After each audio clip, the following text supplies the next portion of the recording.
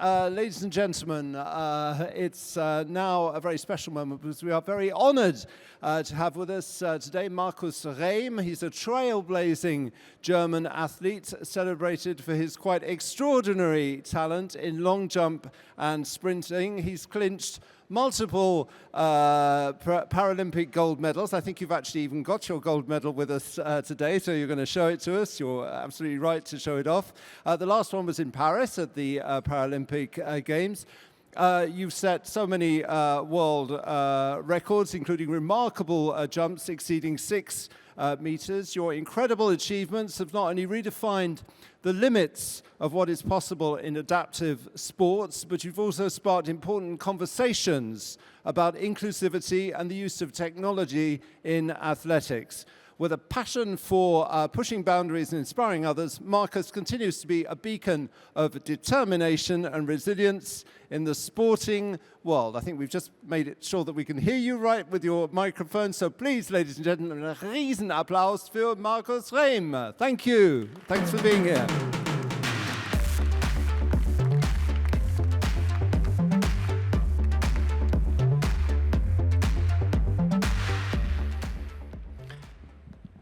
Thank you, Alex. Thank you so much for this very warm welcome. I'm really honored to be here. Thanks for having me today and to take you a little bit with me on my journey. As mentioned, I am a Paralympic athlete. And yeah, I would like to, because I've learned a lot today about risk management actually from you. So I would like to bring you to my sport, to my side of the view, and how also risks play a crucial role in our performance on a daily basis.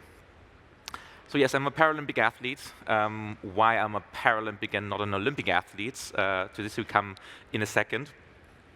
But I'm also a prosthetist. So I'm also taking care next to my job as an athlete about prosthetic legs. So how to innovate prosthetic legs. And as you can imagine, there are also many, many risks that we have to face, because if a client, walks over the street and something gets broken, we do have a problem. So I'm quite familiar with this topic.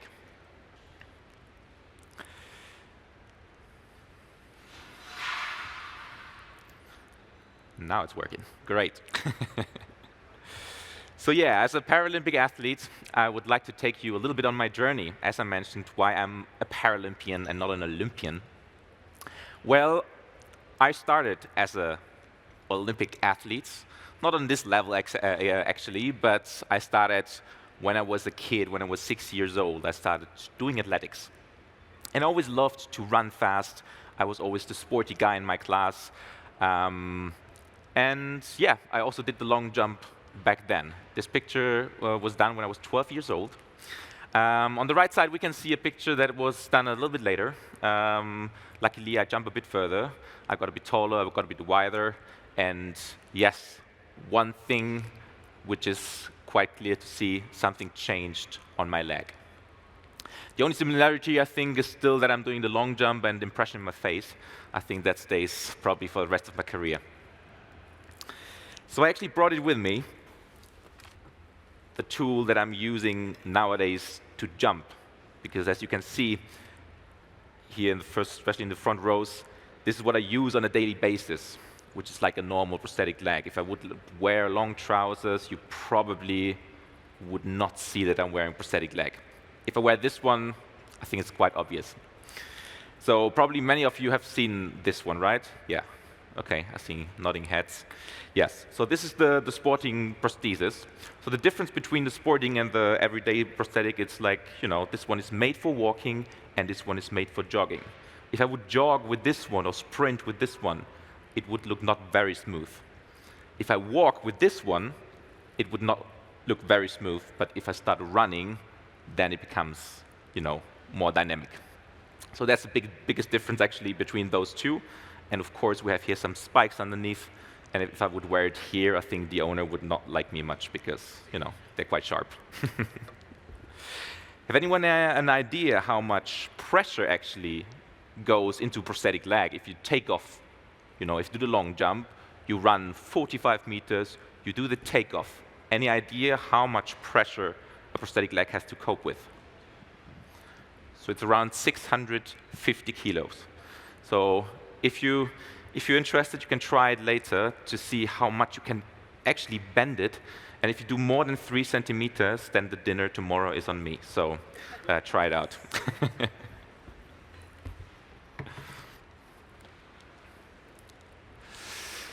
Well, as I mentioned, I want to take you a little bit with me on my journey. The moment when I took a risk and I actually did not realize that I did.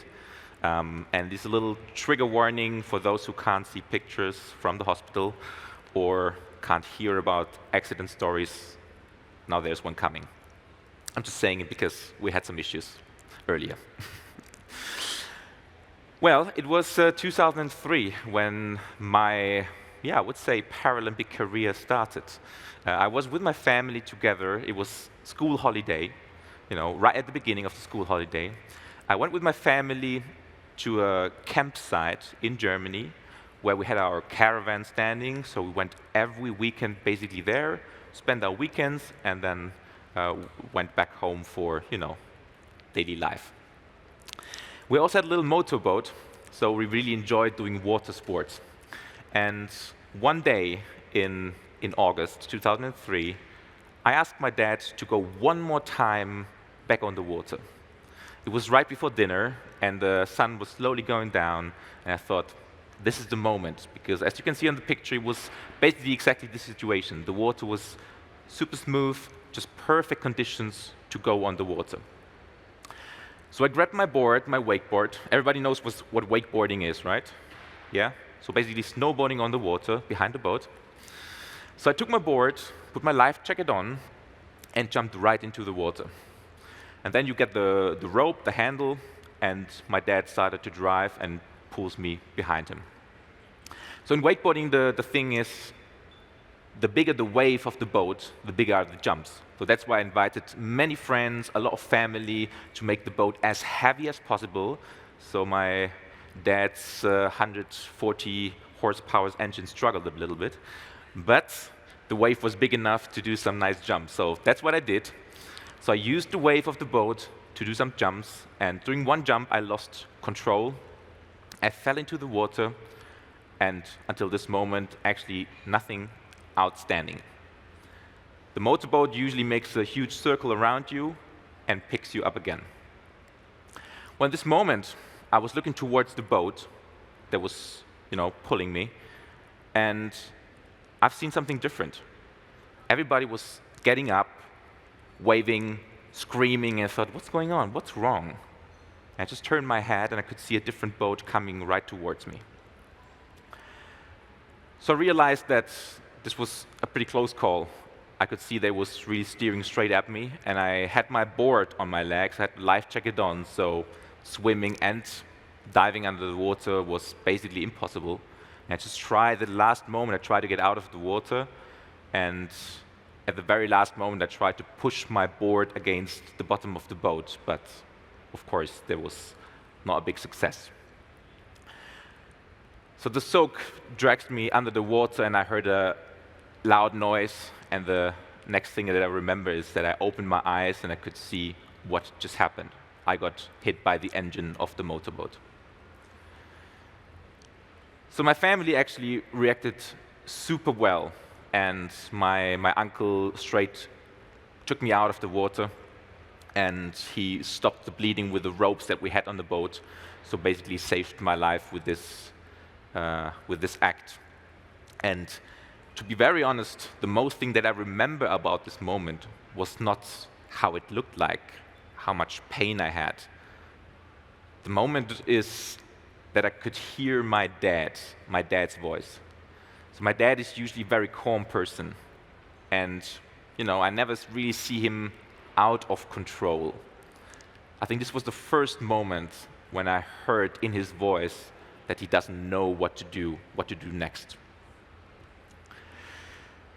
Well, I came to the hospital, and the first days they tried to save my leg. And also there, the doctors took a risk because they didn't really know if, all the dirt, all the bacteria in the water would affect me in a worse scenario. but they still tried to rescue my right leg. So after 3 days in the hospital, I got a blood infection, a toxic reaction, and then my mom actually had to tell me in this moment that the doctors have to amputate my leg. So the first moment when I woke up after the surgery was that I looked down in my bed, and probably all of you know it. If you wake up in the morning, you look down to the end of the bed, and usually the duvet or the blanket that covers you is filled out with your legs. Well, this day it was different. I looked down and I could see that on the right side, my duvet was flat on the mattress, and I just realized what actually happened.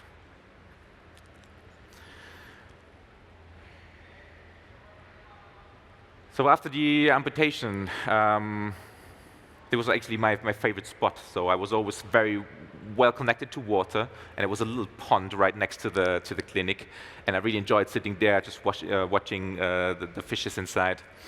And at the hospital, there was a lot of conversation about being disabled, being handicapped, being, somebody else. And I was always the sporty guy. I was always in school, if some exercise had to be shown, I was always the one who had to go to the front and show it. And suddenly, you look in the mirror and you're not the same person anymore. You're not the athlete anymore.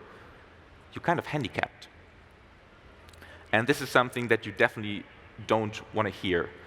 And I mean, my parents, they meant it really well in this moment when they got me my first new ID. And I can show you my new ID that I got straight after my accident. It's called an ID for somebody who is, I can read it. The holder of this card is severely disabled. That's my new ID. That's what I got straight after at the hospital. And I think that's the only thing that nobody with 14 or 15 years wants to be. And if you look, and if you're in the search for your identity, for your new identity, and they give you something like this, I think that was a pretty tough moment, and I hated this card at the beginning. Nowadays, I kind of like to take it with me because I also have some, benefits, which is quite nice. That's why I have it with me today. But at this moment, I really didn't like my parents for doing this. And of course, they just meant it good. So all this negativity in the hospital changed for me completely when I went to the rehabilitation center. And it was a completely different way of seeing things. Nobody spoke about the disability. Nobody spoke about the handicaps. The people spoke about the unique needs that people have, or the uniqueness that people have. And if you Google this word, it sounds much better. You find things like this. Someone or something is unlike anything else in comparison. And that sounds much better than being disabled, right? So for me, this was really a game changer. And yeah, there were a few risks back then. I had two choices at the end of the day. So one thing was to stay in my fluffy, comfortable little bubble that my parents created for me. So they, tried to protect me from everything that came from the outside. Every bad comment, every, bad look that I got. Or just to go out there and face it. Go out with short trousers, go out there and just do whatever I did before. And at the end of the day, that's what I did. And of course, it was a long journey. It took me many years, and it didn't start off that easy at the beginning. But today, I can be what I always dreamed of, being a professional athlete and doing my passion as a job. I brought you a little video how it looks like when I do what I do. And the video is actually from a city competition, like a competition right in the city center of Innsbruck in Austria. And it was my previous world record. I'm just gonna show that one. Hey now. Enjoy. Final attempt, Markus Rehm. And that one even further. Is it maybe a new world record? I've got goosebumps, to be honest. The Malaysia marks 8:49 of his best attempt. Don't know yet. 8:66! 8:66! Thank you. Let's look at this crazy result. Thanks. Yeah, so the result, I actually competed against Olympic athletes, and they didn't like it that much that I won this competition, actually. But that's a completely different debate. So just to give you a little impression, the world record at the moment is 8:72, and the world record of the Olympians is 8:95, so not that far. So 8:72 is basically the length of the width of this stage here. So from all this edge, all the way to this edge. These are 8 meters, and then probably adding, a few more centimeters. This is 8:72. So what is it at the end of the day, and how actually goes risk with resilience? And if I think of risk, I always think, okay, we have to take risks. I mean, risk is also an opportunity to gain something, to create something, to achieve something. And for me, it's also important to know that I have strategies to be resilient, because if it goes wrong, that I do have the option to react in a specific way to what just happened. And I just brought a few stories with me, because resilience officially has 7 big factors that you divide resilience into. And I brought a few with me. And resilience I've heard also today quite a few times. And basically resilience is used in many different ways, like we hear it in all the different fields. But I like to explain it in a specific way, because resilience is also originally coming from material science. So resilient material is a material that you can elastically deform and that always comes back to its own shape. And I brought a little duck with me. I've seen before there was also a speaker had a duck on the stage. Quite funny. I have one too. What a coincidence. And it's a sponge. And this is exactly what it is, resilience. You can deform it, but it always comes back to its old strength. And this is exactly what we need. Because on a daily basis, we always have bad impacts. You have a bad day, little stress at work. And at the end of the day, you look a little bit like this. But you need to find strategies, and that's how these 7 factors of resilience can help you to always come back to your old form and to your old strength. So I had once a very nice invitation to the Laureus Award. Does anybody know what a Laureus Award is? Not really? Yes, someone here, okay. So the Laureus Award is basically the biggest sporting award that you can imagine. So last year, I've been there too. Last year was Tom Brady there from the NFL, Federer, Nadal, Usain Bolt, all the huge and the big names. So I was once the first time invited. And of course, my girlfriend got really excited. She said, that's amazing. We go in there with all the top stars. I'm going to buy a new dress. I'm going to buy new shoes. I'm going to buy everything new. Well, she did. I let her do it. And then came the moment when you had to fly. So we packed everything, and she dropped the luggage. I took mine with me, of course, because there is one big rule in athletics. When you fly to compete, take your kit to your seat. So whenever you fly somewhere, whatever you need the same day, you have right next to you. I mean, it was a routine decision for me. So I had my smoking right next to me. She dropped her luggage, and obviously you can imagine what happened. We arrived in France and in Nice, and her luggage didn't come.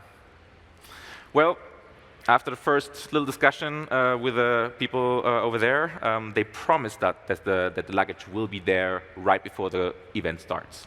So we went there by our shuttle, a little limousine to Monaco, checked in the hotel, and enjoyed, the time at the harbor. And right 1.5 hours before the event, we got finally the call. But they told us the luggage won't arrive today. So the first impulse of my girlfriend was, under tears, to jump on the bed, because for her, this evening was over. She had nothing apart from her little handbag, and I mean, not to underestimate my girlfriend's handbag, but there was not a dress, high heels, and a whole set of makeup inside.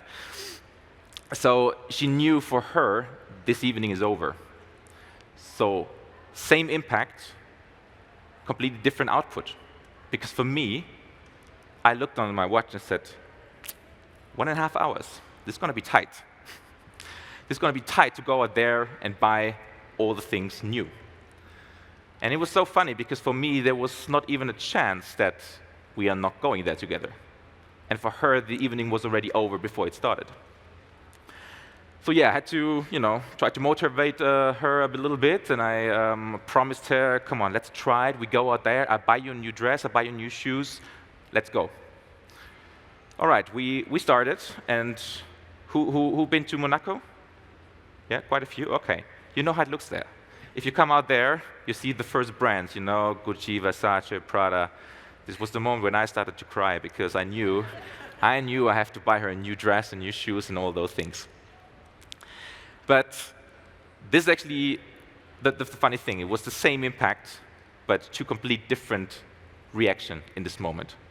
And yes, it was a calculatable risk to drop off the luggage. Usually it works out, but in this case, it didn't.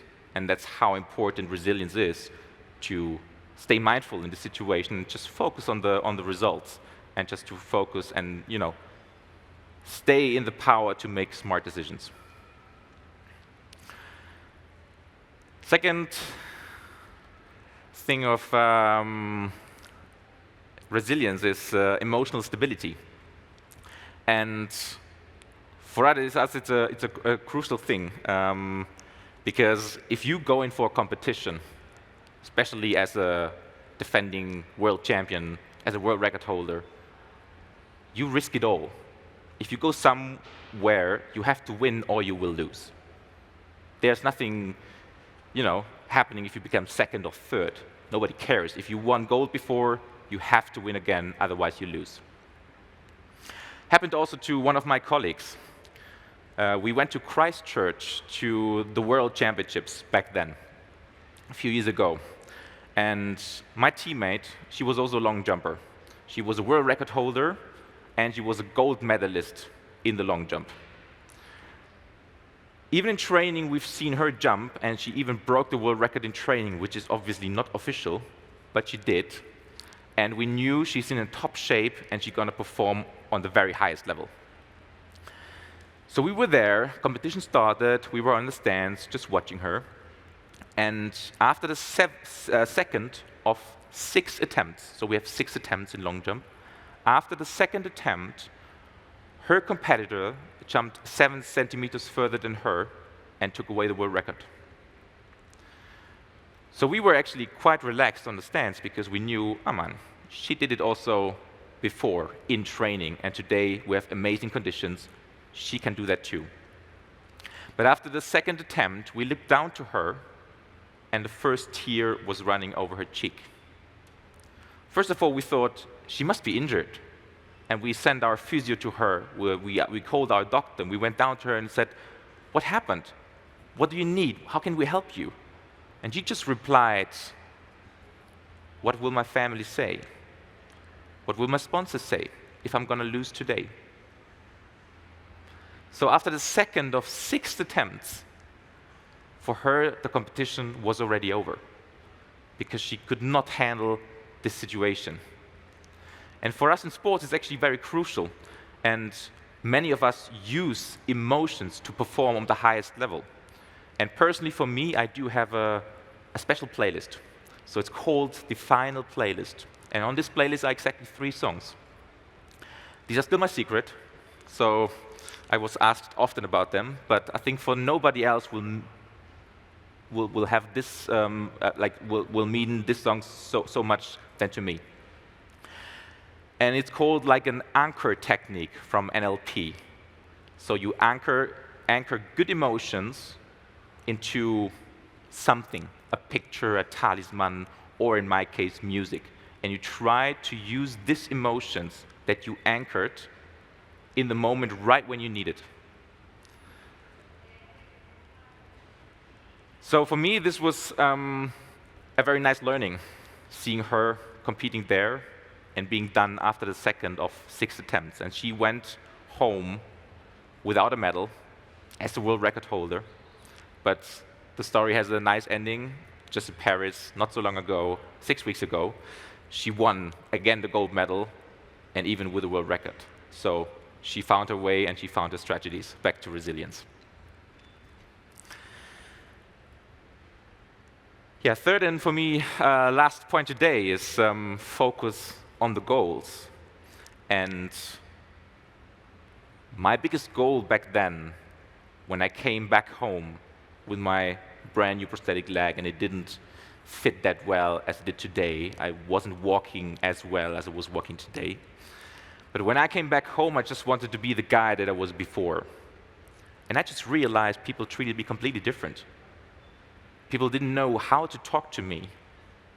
People didn't know how to behave in my environment. And one day, I got invited to play some football. So I went there with my friends, and I just realized one thing. One of my friends passed me the ball, and the whole team let me run right in front of the goal and let me score one. I mean, it's nice. It's an easy win.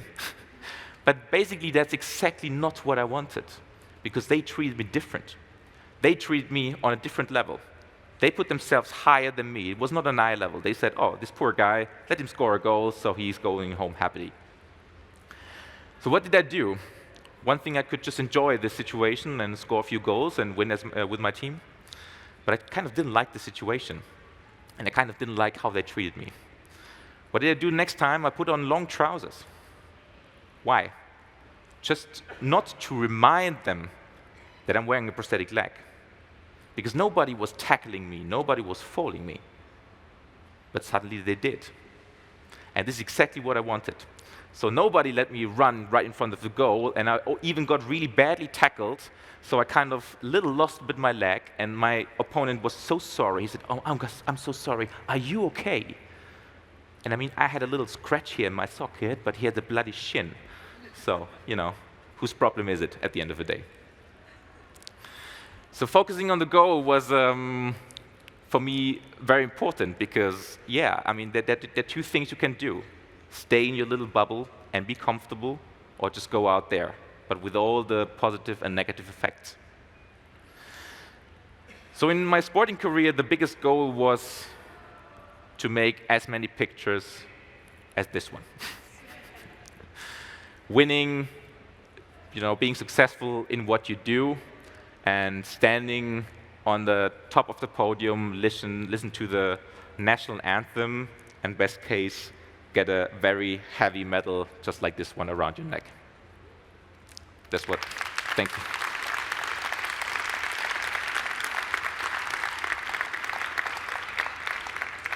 That was the biggest dream and the biggest goal when I started with athletics.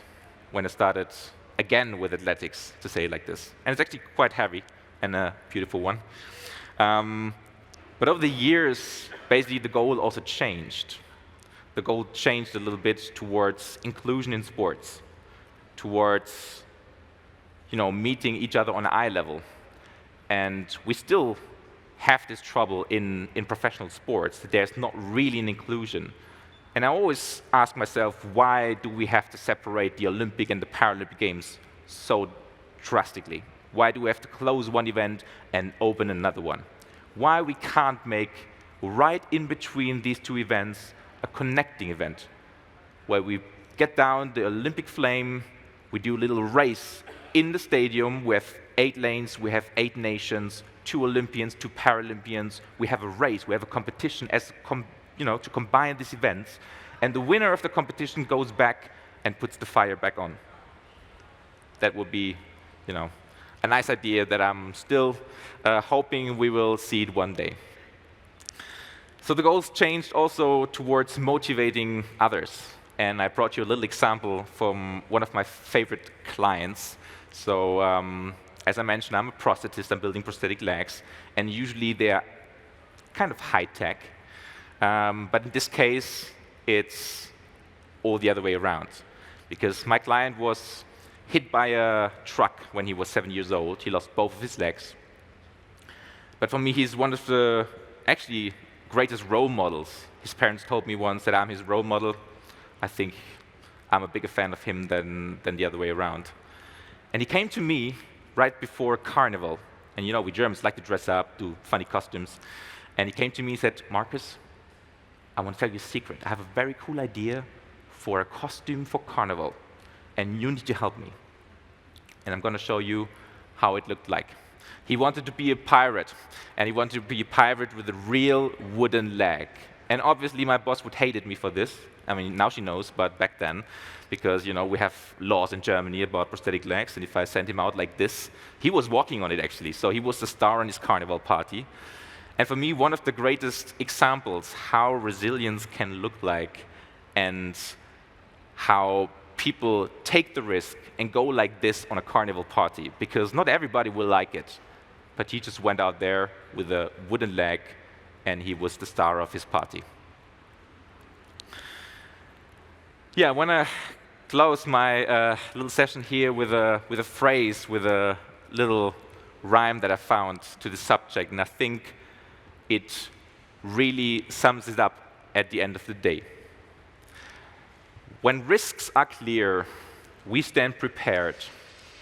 With resilience as our guide, we face what we dared. Thank you so much. Thank you.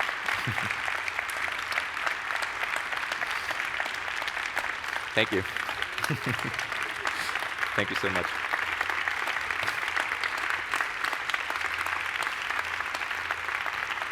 Thanks.